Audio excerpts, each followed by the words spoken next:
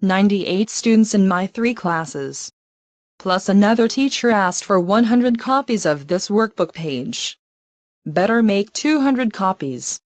Then renew my music subscription and get a movie for Friday.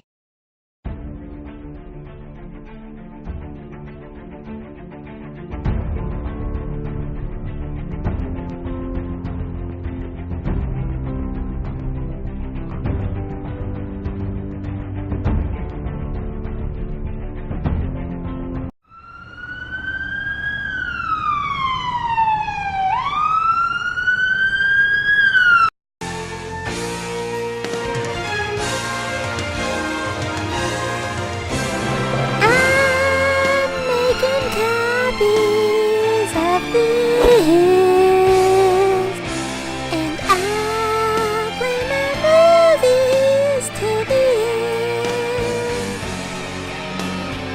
I'll copy these workbooks. I'll copy these workbooks.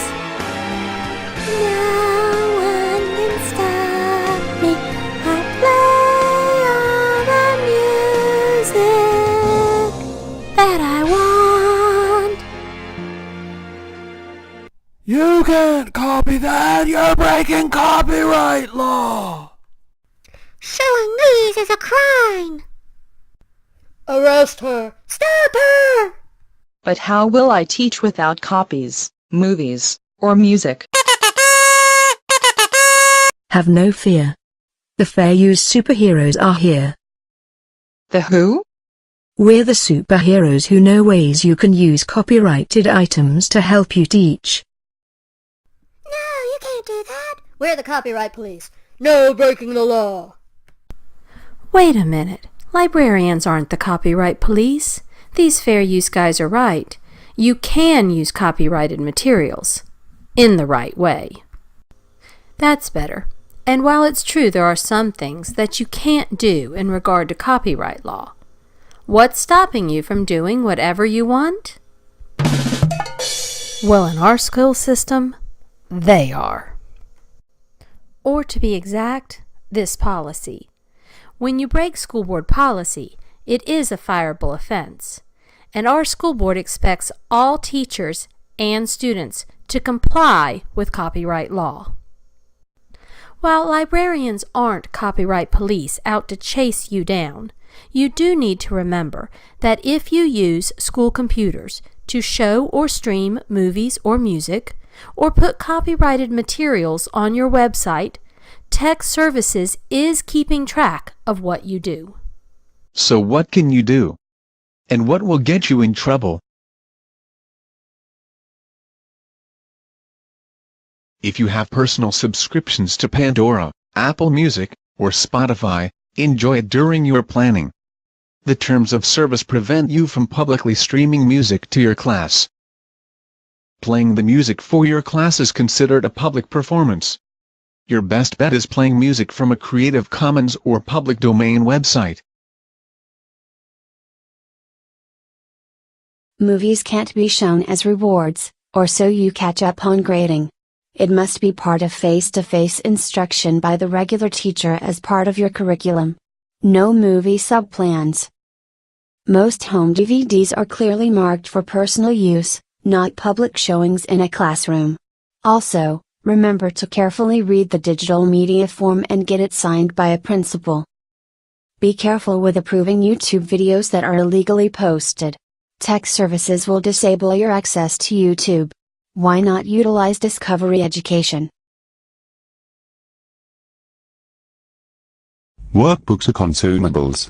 That means they are for one use only. Students cannot share, copy them, write answers on their own paper, and so on. You got a workbook at a conference, last school or textbook adoption. Unless the copyright year is 1926, it's still protected. You cannot scan it and put it on your website either.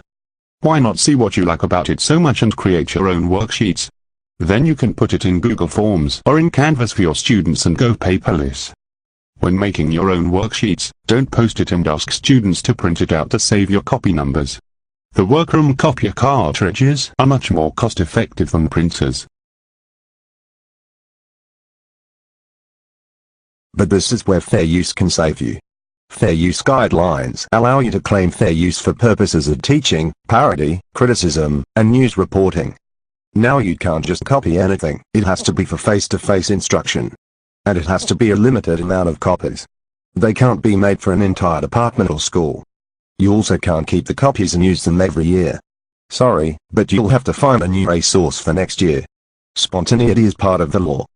Music and movie clips can be incorporated into projects, but the amounts are limited. When students use images in projects, they must properly cite them. Require them to use a citation maker, like the ones on the Library Research Zone, as part of the project. When you want to copy something, you must meet 4 criteria. All 4 must be met to claim fair use. The first one is easy. Is it for your teaching? How much are you copying?